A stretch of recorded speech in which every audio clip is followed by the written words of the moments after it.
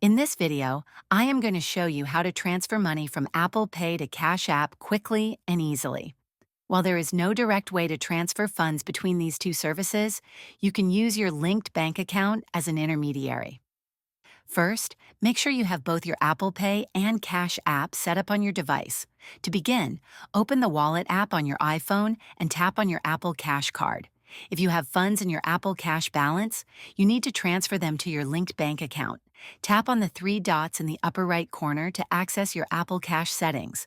From here, select Transfer to Bank and enter the amount you want to transfer.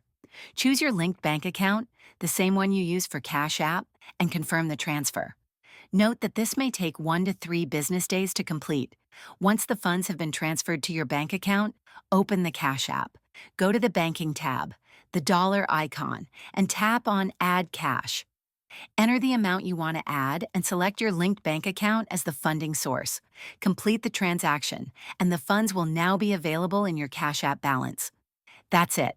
You've successfully transferred money from Apple Pay to Cash App using your linked bank account as an intermediary. If this video helped you, please like and subscribe to the channel.